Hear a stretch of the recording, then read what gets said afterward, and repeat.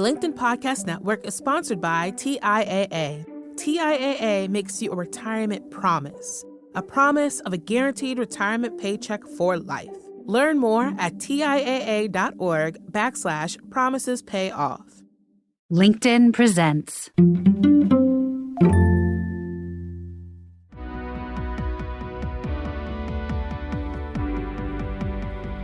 I'm Aarons-Mele, and this is The Anxious Achiever. We look at stories from business leaders who've dealt with anxiety, depression, or other mental health challenges, how they fell down, how they pick themselves up, and how they hope work will change in the future.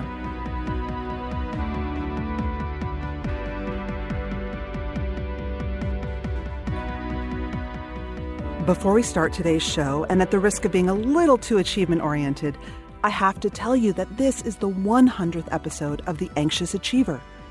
To those of you who've been with us from the beginning, or if you've just picked up the show this week, thank you. Thank you for helping the show grow, for doing your own part in destigmatizing the topic of mental health at work, for sharing the show with your friends, and for downloading it millions of times. Now, today's show, it's the first in a two-part series on perfectionism. Many of our struggles, especially our mental ones, are hidden from the world. And those of you who think of yourselves as anxious achievers probably work hard to control or to create an image of what the world sees of you. The person who never has a typo in their emails, never forgets a birthday, or whose body looks a certain way because they never miss a day in the gym. We're driven to pursue perfectionism for all kinds of underlying reasons, and we'll explore in this series the many myths behind perfectionism. I was inspired to reach out to our guest today because I read an op-ed she wrote on overexercise, a piece she wrote called "Exercise was the perfect coping mechanism until it wasn't."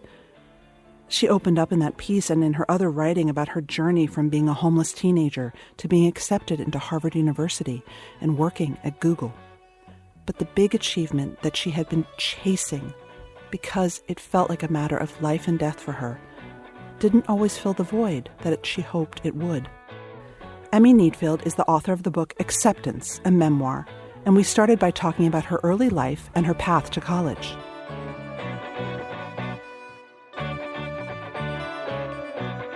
My family kind of fell apart when I was 9 years old. And I had been in a super conservative, Christian, evangelical household. And when I was 9, my father came out as trans. And back in the early 2000s in Minnesota, nobody had ever heard about this. And it led to a really messy divorce between my parents. My mom ended up getting full custody. My other parent, who I call Michelle, moved away, and I never saw her again. And so for the next, years, I was living with my mom, who was a hoarder, and she took me to doctors. I was medicated. Things just really kind of spiraled out of control. So that by the time I was in high school, I spent time in a residential treatment center, and I was in foster care for a year. And then I got into boarding school, but I was homeless during breaks. Mm-hmm.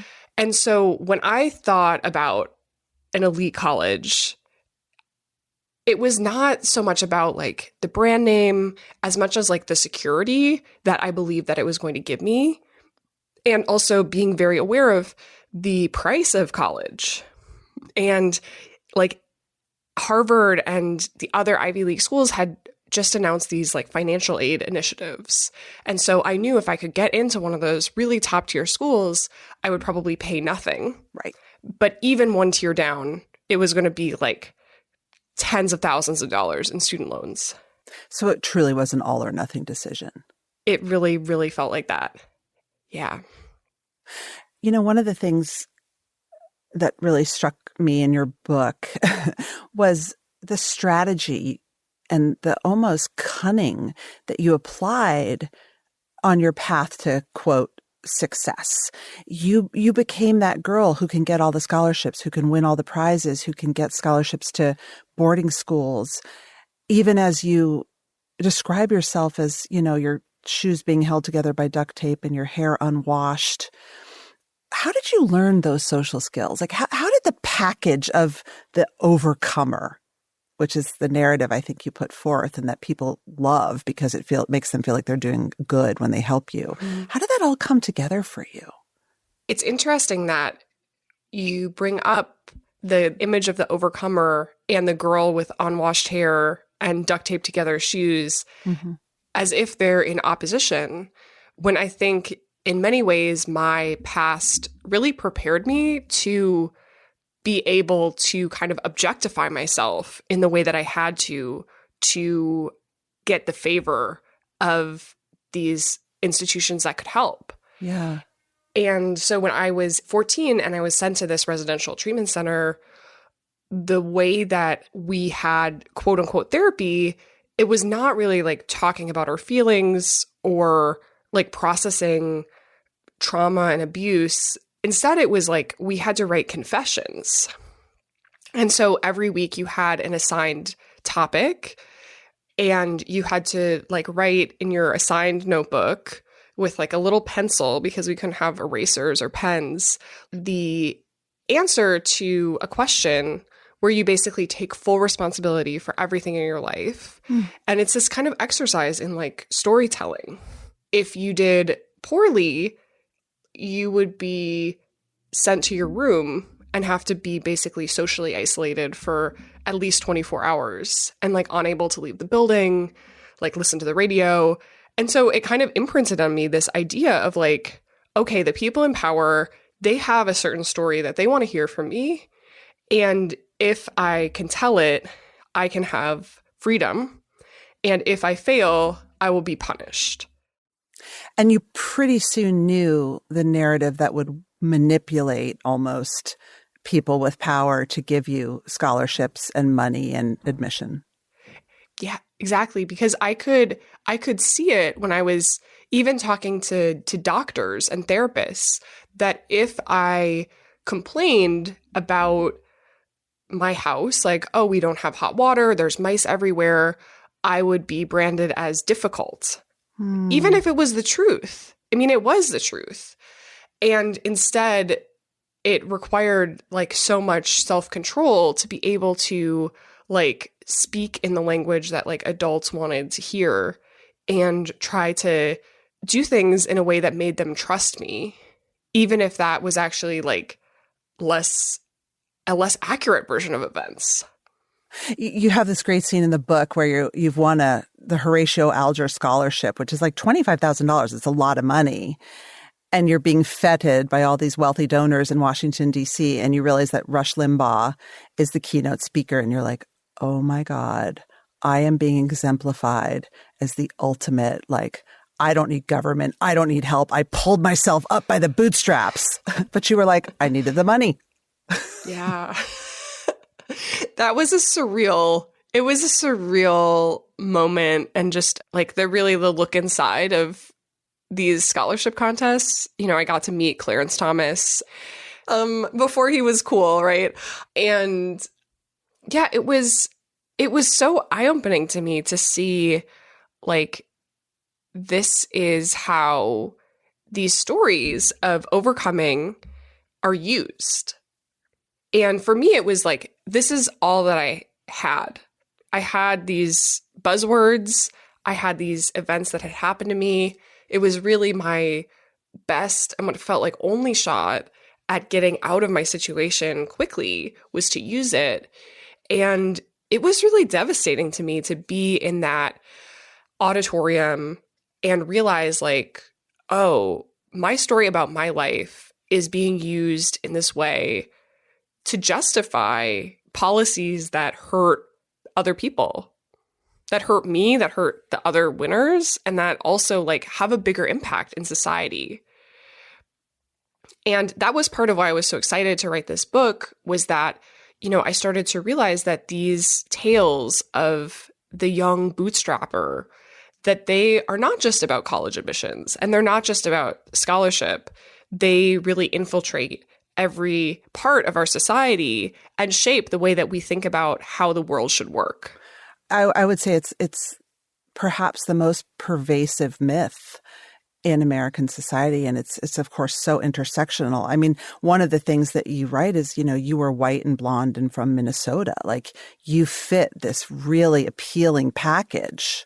And if you had been Black or Latina or, had a different background, would you have gotten chosen for those scholarships? Would you have gotten your story, your narrative as cherished and prized as it became?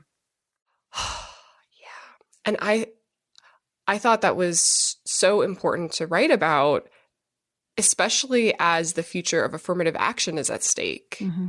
Because the narrative that I hear a lot is this idea that, oh, if you're a child of color, it's so much easier for you. And like, speaking as a white person, that was not at all what I witnessed. And even when I was in the residential treatment center, there were 2 units.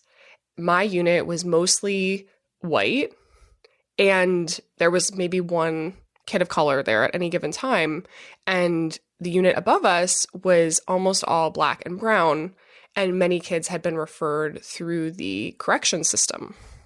And so it's something that I saw up close, but that people don't really talk about, that I think we should be talking about. Yeah.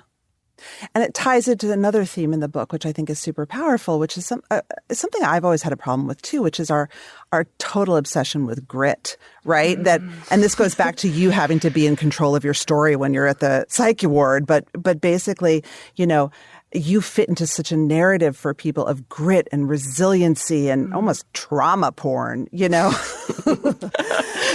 write, I was supposed to exemplify post-traumatic growth, not post-traumatic stress disorder. That focus on grit became kind of the driving question in my life. So shortly after I got into Harvard, and by shortly after, I mean within like 15 minutes, I faced this weight where I thought, oh my God, I got into Harvard. Now everybody is going to expect that I'm this person who went through hard things and now is like smiling, grateful, happy person for the rest of my life. And like, I mean, I was staying in a hostel like thousands of miles from my mom. I was all alone that day. I was super lonely, and I felt like, oh no, now this is going to be the price that I pay for this success. And I was also saddled with this guilt because that person that felt fake, that was who I said I was. Like, I promised colleges, I am this strong overcomer. I was the one who wrote that narrative. And it was fitting into a story that I knew I had to tell, but I'm the one who penned it and took my experiences and twisted them to fit that mold. Yeah. And you had a multi-$1,000 college advisor who took you on as one of her pro bono students who basically was like, use it, kid. Yeah. And I mean, thank God I had her on board, because I don't think I would have known all of the conventions that I had to fit into in order to tell the story. Like, when I was writing my college essays, it was the summer that I was 16, and I had run out of places to stay. I was sleeping in my car, and I found the drafts while I was like doing research for the book. And these first drafts were so bad. They were, I mean, and they also kind of broke my heart because like I wrote an essay about like paint chips, because I would go to like the hardware store and I would just like collect these paint chips because they were free. And, you know, it felt like abundance to me. And I wrote about like, oh, what are the different colors that I would like paint the rooms in my home when I have a home. And I mean, maybe that would be a good essay, actually, talking through it now. But like, it was really, really sad. And reading it, like, I was like, wow, this doesn't strike the right tone of what they're looking for. Like, it's too sad. Just give the audience some detail about your mother's home and why you couldn't live there. My mom was a compulsive shopper and hoarder. And this was before the Hoarders TV show. The word hoarder was not really a term that we had. And so she would tell people we have a lot of stuff. Although she was poor, she made very little money, right? I guess it depends on how you define poor. Like she made like $35,000 a year, so we were working class for sure. But a lot of that money went to clearance shopping. Mm. And so after work, we would go on this rotation of like Target, the grocery store, every Walgreens in the vicinity.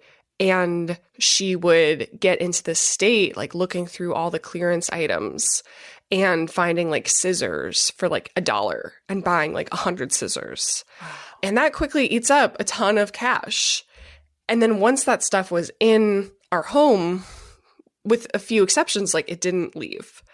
And so by the time I was like 13, there were piles of stuff like up to our hip. Like you couldn't sit at the dining table. Like every chair was covered. In the kitchen, we had like one stove burner wasn't covered. And all of the drawers were like pulled out as a place to hold even more stuff. The shower was filled. There were rodents everywhere. And the mice just became completely fearless because there was no chance that we were ever going to catch them all. Because a lot of the stuff that was hoarded was expired food, boxes of cereal. And so I developed health problems because of it, like asthma and migraines. And so I did go to the doctors for that. I received inhalers. I took anticonvulsants for migraines. And, when I tried to tell people, like, this is what's going on, basically nobody believed me. The LinkedIn Podcast Network is sponsored by TIAA. In the last 100 years, we've seen financial markets swing, new currencies come and go, decades of savings lost in days, all showing that a retirement plan without a guarantee, quite simply, isn't enough. So more than a retirement plan, TIAA makes you a retirement promise. A promise of a guaranteed retirement paycheck for life. A promise that pays off. Learn more at TIAA.org/promisespayoff. Your body is a huge theme in the book. How you abuse it, how it's part of your control. One of my favorite sentences, and I have to read this because I feel like a lot of listeners might resonate with this. It's junior year and you are desperate. Your college plan is already thought out. You feel like you're behind. You're just desperate, right? And you go to the guidance counselor and she dismisses you, right? She's just like, I have seniors who are way ahead of you. Be quiet. Go away. And as she's dismissing you, you write, I suddenly felt fat. Why did her dismissal and diminishment of you make you feel fat? I had really internalized this idea that successful people, especially successful women and girls, were skinny. And that having a body that looked the right way was going to be a crucial part of getting myself out of bad situations. And earlier in the book, I wrote about this kind of transformative conversation that I had when I had an eating disorder and I was hospitalized for it at this eating disorder clinic that was filled with like rich, white, suburban girls. And the psychiatrist there, she asked me where I wanted to go to college. And that was something that I had never encountered in a mental health setting before. I had just turned 14. And I felt really, really special that she said that to me and that she said, I think you can go to college early if you wanted to. And then later in that hospitalization, which I write about, I realized, oh, this is probably something that she asks every single patient. And so that feeling of having my ambition be valued and my dreams be considered, that was really tied up for me with like, how does my body look? How much do I weigh? Because I was at that point where I was so underweight that I needed to be hospitalized. And suddenly people were taking me seriously. And so then when people like didn't take me seriously, it made me think that the problem was with my body, the way I looked.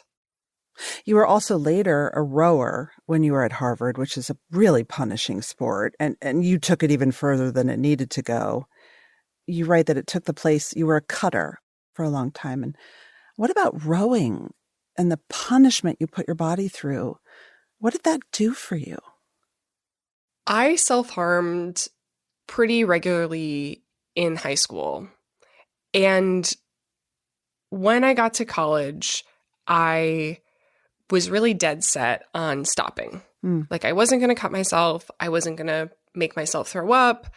Part of this was because I was dating somebody who like said he was going to break up with me if I ever did that again. Part of it was that those things seemed really like low class at Harvard. and also I knew that they weren't really helping me or they weren't helping me anymore. And so I started exercising in part to release stress and honestly, largely just to fit in because that was something that preppy people did. And there was nothing preppier than crew. And I would see these boats going down the Charles filled with people in visors. And I didn't really believe that I could be one of them, but I'm 5'10", and people kept telling me like, you should join the team. Like they would take you. And finally, when I was a junior, I did that. And I wanted to be pushed. I wanted to feel like physical pain, the burning from the races, the long-term struggle of like training. I wanted to feel all of it. And it kind of gave me a similar outlet to self-harm. It also gave me a lot of like social praise. I relate to this a lot. I think that I also use exercise and the compulsion to be in great shape and exercise and push myself as something, but I also am always in pain. And it's a crazy thing. I don't know if I want to say it's surprising, but it's such a shame that we don't talk about the downsides of overexercise more. When I was cutting myself, people made it clear, like, you're doing a bad thing. It's dangerous. And it was just this swift, immediate judgment, regardless of like why I was doing it or what it was doing for me. And then with exercise, it definitely was way too far in the other direction. And I think we see any form of exercise as being like productive. It's productive. It helps us work harder. It fits with our idea of how does a successful person's body look. Yep. It's discipline. It's all that stuff we idolize. And we don't ask like, okay, but why? Why is this person doing it? Why is this person doing it to this extent? And also at the extremes, like what are the harms? Yeah. And after I wrote an essay about how I started rowing and used rowing to replace self-harm, I actually heard from so many professional athletes or former professional athletes. And I think like the pain that so many people who were like child gymnasts or dancers, like the physical toll that takes on their body, even into adulthood, that is a type of pain that we erase. And I think it's very similar actually to the idea of grit, right? I was just going to say that. Yeah, where we're like, this like pain, it made you so good at what you did. And so therefore like the pain, it doesn't matter. Right. Like we're not going to talk about it. If you complain about it, you are like greedy and, undisciplined, when that just seems so unfair. As you were saying that, a million marketing campaigns popped in my mind. And I always think I love Peloton, but I also hate it. But I think of Robin Arzon, the Peloton instructor, who's so incredible and also has a story of trauma. And will say exercise was my way out of trauma. And she's an ultra marathoner. And I mean, I always look at that and I think, why is she running so much? Mm-hmm. Oh, yeah. I love that you bring that up because I read all about her story when I was in a really, really dark time. I was in my first job out of college at Google, and, it had been my dream job, but then it took a turn for the worse. And, I was working out like 2 or 3 hours every day. Oh my God. Yeah. And on this back injury, right? And I was being praised for it all the time. Mm-hmm. And I remember reading about Robin's story and how she had been, I believe, a lawyer. And the things that she does for people, it's incredible. It's wonderful. And I remember just thinking like, well, what if she really wanted to be a lawyer? And that is a type of loss too. And it can be both ways, right? That what she has done with Peloton and with, helping so many people, that can be valid. And it can also be valid that like there was this other life that she could have had or that any trauma survivor could have had. And that's gone. And that's something that I think about that I've grappled with a lot, where I am very grateful for the life that I have today. I feel like I wound up in a place that does suit me well, right? Where as a kid in Minnesota, like reading all these books, dreaming of living in New York, like that's where I live now. And there is also loss. And there is also this sense that things could have been different. And I don't believe everything was for the better. And I think there's a lot of pressure to say, I'm glad that everything happened to me that did, but I don't think that's accurate. And I think that really dulls our empathy towards other people. And I would imagine it's a lot of pressure on you.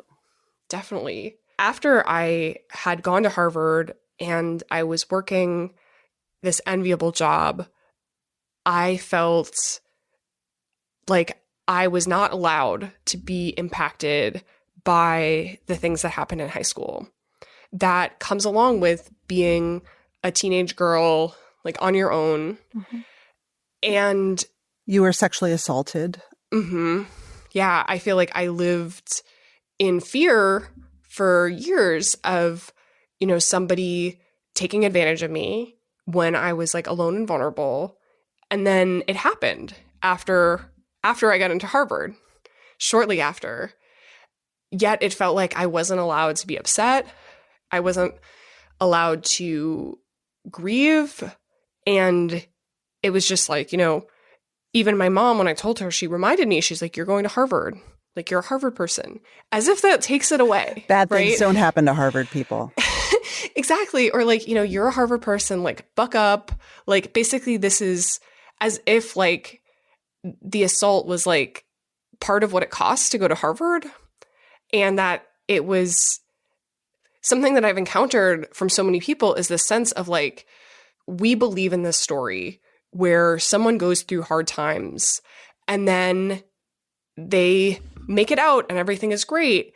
And so as someone who is part of that narrative, it's up to me to take all of the injustices that I've experienced and to transform them through my effort into something beautiful. Resilience. And that's just so much weight. And that made me so, so miserable because I could not do that. I tried and I just couldn't. And it made me feel like a failure and like I was ungrateful and unworthy and all of the bad things. And it made me wish at times that I had not survived. Wow. Do you still feel that way? No, I don't. And for me, the key was to realize that I was affected by the bad things that happened to me. That every single person on this planet, bad things happen to them and they're changed. They're impacted by them. And I really had to let go of this idea of redemption, that I could redeem the past. And instead kind of start anew, right? With like, this is what happened, this is what I have, and then here's how I'm going to move forward. Yeah. And that's something that I hope resonates with people who have experienced this pressure. Like, you need to be gritty, you need to be grateful. Like, it's been so healing for me to be able to like own my past and own the impact that it had on me and not apologize for that. And that is the only way that I've really found happiness. Are you still a perfectionist? Yes. Okay. I feel like I'm supposed to say I'm not, but it definitely lives in my body where I take smaller things, and I remember this college applications journey. I remember the desperation of like, where am I going to stay? Like, what am I going to eat? And so I go through this process of having to remind myself that things are different now and that I get to choose. But it's definitely still a struggle. It's been part of me for so long. Like, I don't know if it's ever going to fully go away. But I'm okay with that too. You know, when I wanted to talk about perfectionism in an episode because I think it's just not talked about enough. And we idolize perfectionism. We think that all the great artists, all the great innovators, Steve Jobs, right? They're perfectionists, but that's not really a clinical definition of perfectionism. And when you're a perfectionist, it's actually really sucks. And when I came across your story, I thought about it in the context of like, well, Emi had to be like, her perfectionism drove her being able to eat and not have to live in her car. Like the discipline that you exhibit, the amount of AP courses you took is really stunning to me. Thank you.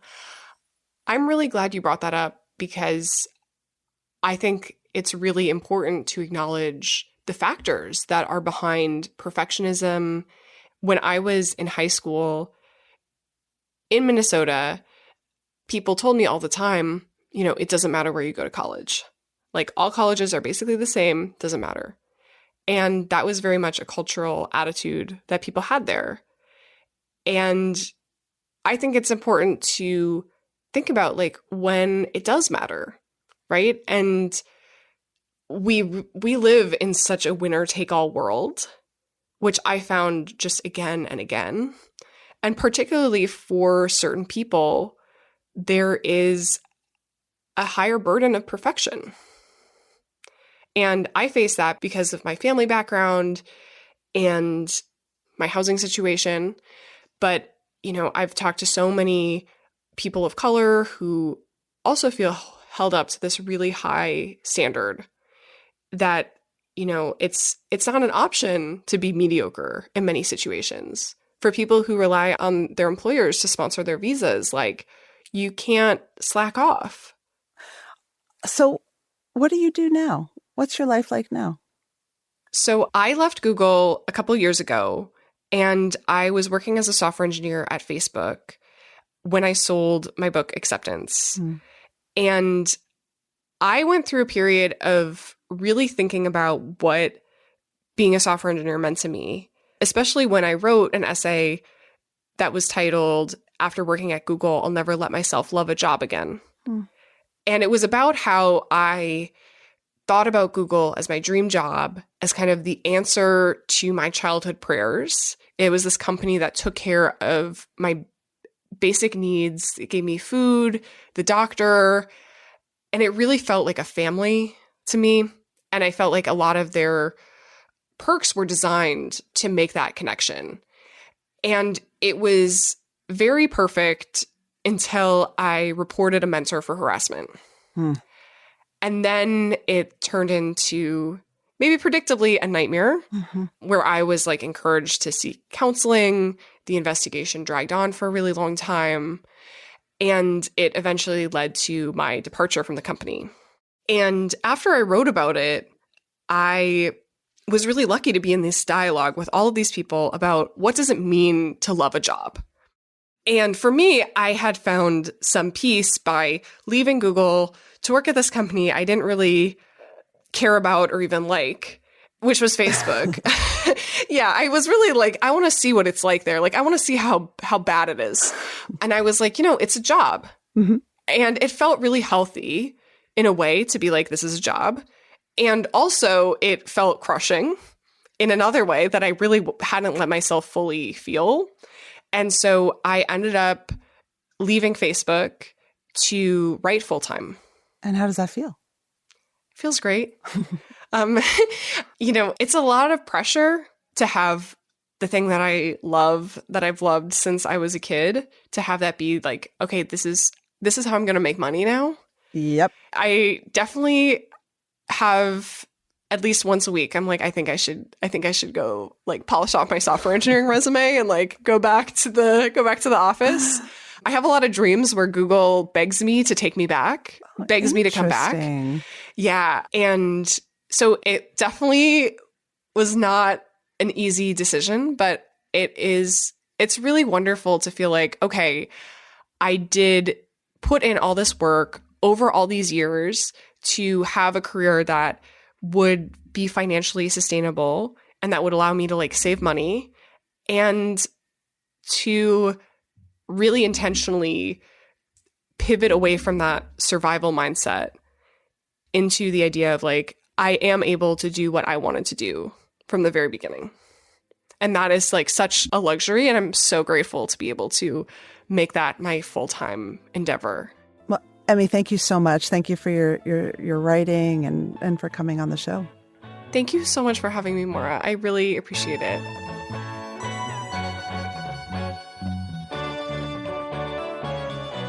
That's it for today's show. Our show is produced and edited by Mary Dew. Our assistant producer and sound engineer is Nick Krinko. Many thanks to the LinkedIn Presents family, to all of our guests for sharing their stories, and to our advertisers who bring you the show. If you love The Anxious Achiever, tell your friends. Subscribe, leave a review, follow us. You can also tweet me at MauraAM or find me on LinkedIn, where you can follow me, message me, or subscribe to my newsletter for more from the Anxious Achiever world. Thanks for listening.